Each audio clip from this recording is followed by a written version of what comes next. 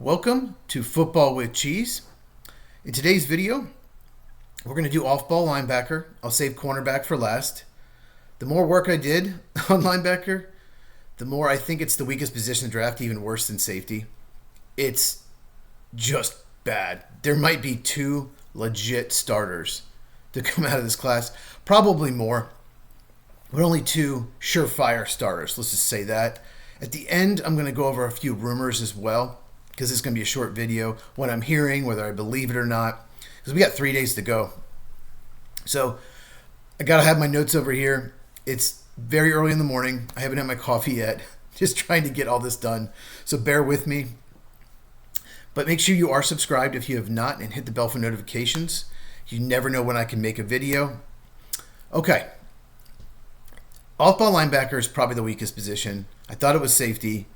But the more I went through it, so many of these players have one major flaw at least that prevent them from having a high ceiling.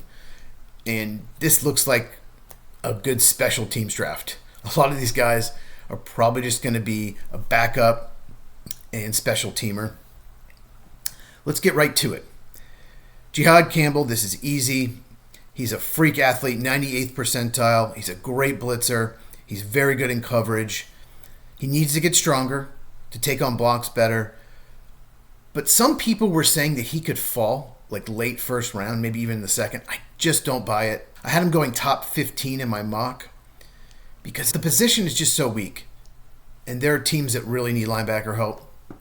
He reminds me of Edgerrin Cooper, but he's bigger. He can play the middle linebacker, the Mike, and not just the will. Like Edgerrin Cooper plays the weak side linebacker. We call it the will. So, great player. I would be shocked if he gets past Tampa at 19, but you never know. Number 2, Carson Schwessinger. Incredible instincts, maybe the best instincts of the class. Really good in coverage, really good athlete, good blitzer. Needs to get better at shedding blocks. But you need a linebacker in today's NFL with instincts, and he has them. So the rumors that he could go in the first round, I can see that. I don't think he will. Before we get into these other guys, I'm going to link my off-ball linebacker video, and what's crazy in it is I talked about how you can get linebackers second, third, fourth round starters. But the problem is this draft, maybe not. After these first two, I just don't know if any of these guys are going to develop into a good starter. They could. They have traits, but they have weaknesses. Demetrius Knight, he's got length. He's got pretty good size. He's 24 or 25. His instincts just aren't great, and he's not the best at disengaging in the run game. Some people like him as a top 60, 70 player. I don't think he's a top 100 player. He's just got some flaws. Barrett Carter, undersized, does not want to take on blocks. He's got good sideline to sideline speed. He can blitz, but he's limited to the weak side linebacker. I could see him being a starter. I do have him higher in consensus. Consensus has him pretty low.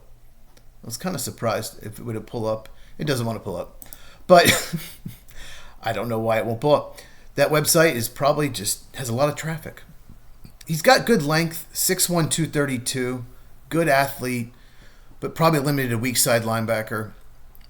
I would probably have him 4th on this list. Yeah, he would be 4th if I was ranking him. And I'll get to who I'd be 3rd in a second. Chris Paul Jr., he is undersized.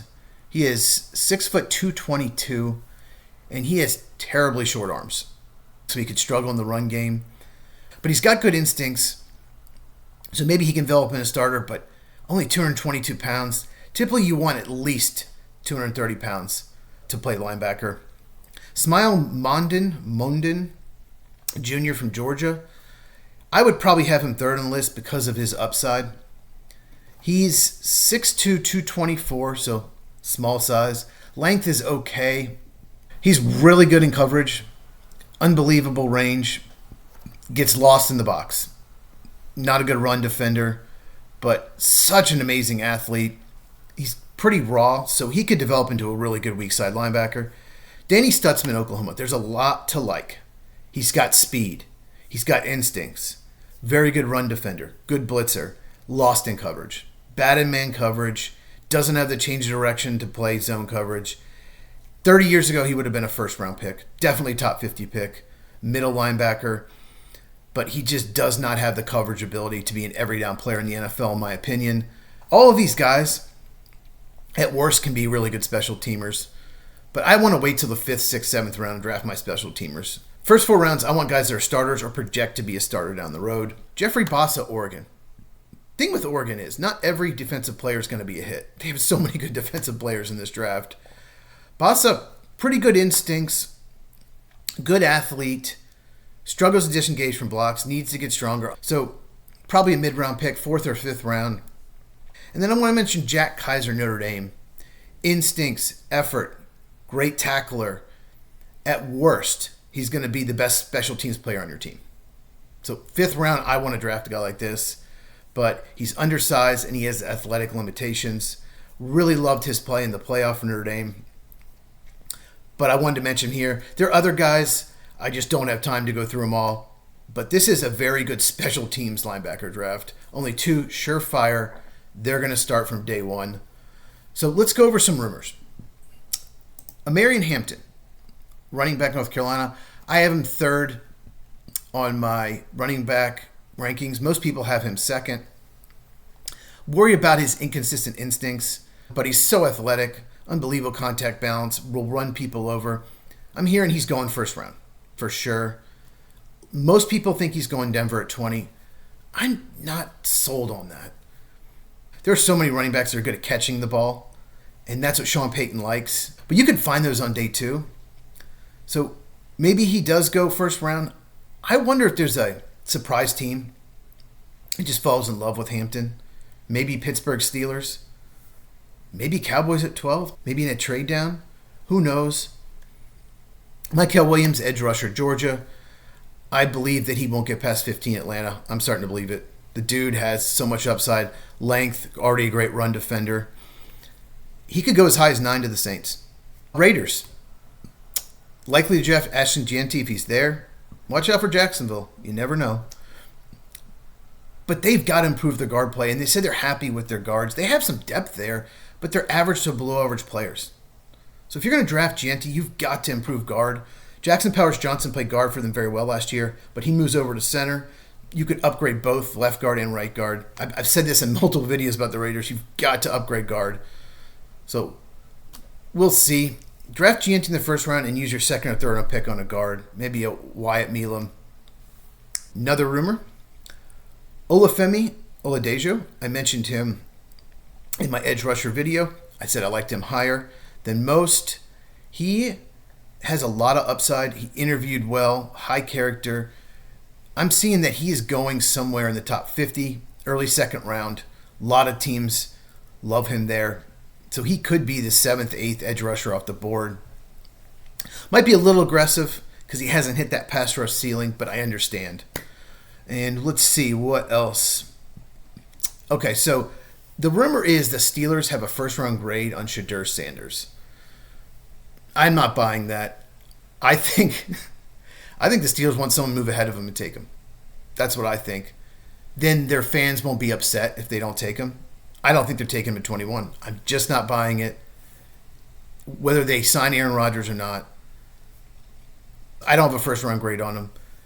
I don't even know if he's going to be my top 50. He might, just because he does have a high floor. But Saints fans and Steelers fans seem to really want their team to draft him. I think he'll be disappointed. And last but not least, Colston Loveland could go ahead of Tyler Warren. I don't know. It depends what tight end you need. I could see them both going top 10. And I could see them both falling out of the top 13. I don't think they fall out of the top 14 because the Colts will take Tyler Warren. I'm telling you, they will take Tyler Warren if he's there.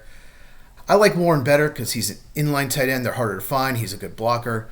Both of them should be terrific tight ends in the league, Pro Bowl caliber. I don't know there's a team before the Colts I could see Loveland going to. Maybe the Panthers, Cowboys. I'm not sure. 49ers definitely don't need a tight end. I'm just having trouble finding a team for Loveland before the Colts. We'll see. Okay, look for my cornerback video, and I have a mock draft coming. Probably post that tonight. I'm going to do 6 to 9 realistic trades, and I think Pittsburgh will be trading down. They will not be taking Sanders. They're going to move down. You'll see. Like this video. Likes help so much. If you have not subscribed, please do so now. Share this with anyone who loves football. Check these out, and I will see you in the next one.